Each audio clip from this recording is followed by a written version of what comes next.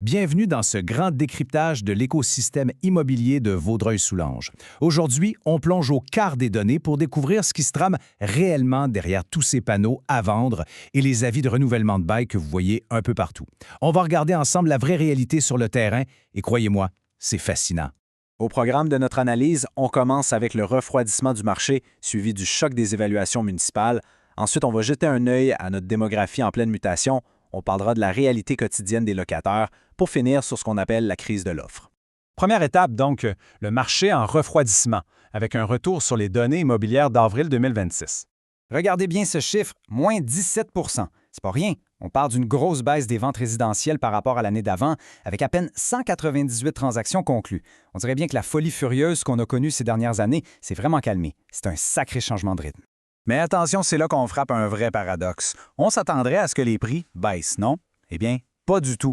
Le prix médian d'une une familiale s'entête à rester dans le plafond. Il a même monté de 3 pour s'installer à 650 000 $. Bref, moins de ventes ne veut absolument pas dire aubaine pour l'instant. La demande de base est encore assez forte pour soutenir ces prix-là. Ce qui se passe en fait sur le terrain, c'est que l'inventaire s'accumule. On se retrouve avec 892 propriétés actives. C'est le signe d'un marché qui est tranquillement en train de se rééquilibrer. Les acheteurs ont enfin plus de 40 jours pour réfléchir avant d'acheter une maison et quasiment 60 jours pour un condo. Fini l'époque où il fallait faire une offre sur le coin d'une table sans même faire d'inspection. On passe à la section 2, le choc des évaluations. Voyons un peu ce que ça veut dire pour ceux qui sont déjà propriétaires. Dans un marché qui ralentit mais où la valeur de la brique reste extrêmement élevée, on se demande tous c'est quoi l'impact réel quand vient le temps de payer ses taxes municipales. C'est là que le nouveau rôle d'évaluation entre en jeu.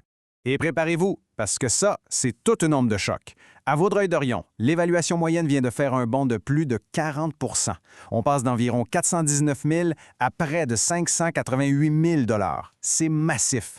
Oui, la municipalité va ajuster ses taux de taxation pour essayer d'amortir le coût, mais la richesse sur papier vient de faire un méchant saut et la pression financière risque de suivre.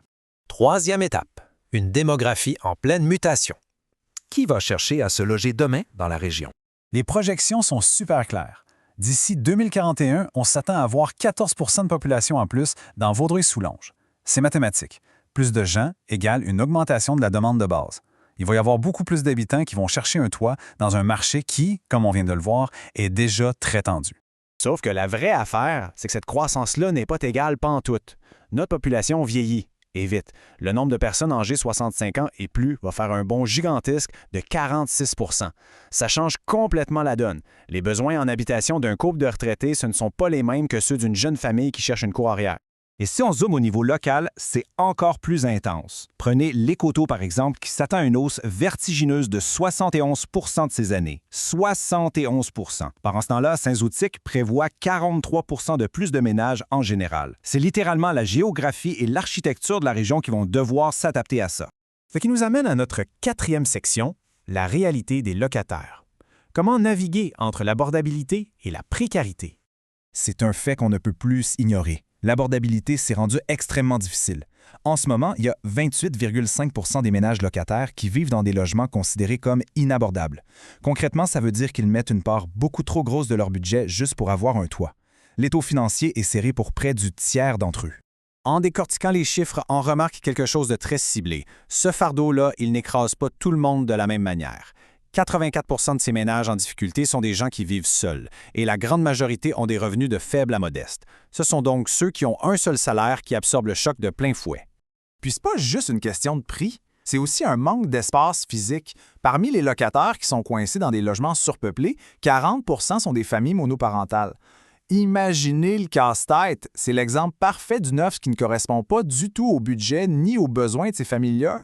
Et si on regarde la carte de la région, on voit très bien que ce n'est pas un problème isolé à une ou deux villes. Que ce soit à Hudson, à Vaudreuil-Dorion ou à l'Île-Perrot, les défis d'affordabilité sont répartis absolument partout. C'est vraiment un enjeu systémique pour toute la MRC. On termine avec notre cinquième section, la crise de l'offre. Parlons des taux d'occupation et de ce qui s'en vient. Regardons d'abord notre filet de sécurité, le logement social. On a 818 unités dans la région, mais la répartition est assez frappante. 80 % sont pour les aînés. Et pour les personnes seules sans besoin particulier, 0 %. C'est le néant absolu. Pourtant, on vient juste de voir que ce sont justement ces personnes seules qui s'offrent le plus de l'inabordabilité. Il y a comme un décalage complet ici. Et si on se tourne vers le marché privé, ça ne s'améliore pas vraiment. Depuis 2021, les taux d'inoccupation sont cloués au plancher, bien en dessous de la barre des 3 qu'on considère comme l'équilibre d'un marché sain. Quand il n'y a pas d'appartements vides, la compétition devient féroce et ça pousse inévitablement les prix vers le haut. Fait que, pour mettre ce gros défi-là en perspective, avec un vrai chiffre, on estime qu'il va falloir construire 15 500 nouveaux logements d'ici 2041. Ce n'est pas un luxe ou un extra, c'est le strict minimum qu'il faut bâtir juste pour répondre à la demande et loger le monde qui s'en vient. En termes clairs, ça veut dire qu'on se prépare à héberger un total de 63 500 ménages à travers Vaudreuil-Soulanges au cours des prochaines décennies. C'est monumental, on parle littéralement de bâtir l'équivalent de nouvelles villes entières au beau milieu de notre région actuelle. Alors, on se laisse là-dessus avec une question franchement existentielle pour nous tous, avec un taux d'inoccupation qui frôle le zéro et des infrastructures qui sont déjà sollicitées au maximum. Comment la région va-t-elle réussir à absorber cette vague de 1505 nouveaux ménages? C'est le défi de toute une génération. Merci d'avoir suivi cette exploration des données avec nous et on espère que ça vous donne une meilleure perspective sur notre réalité immobilière.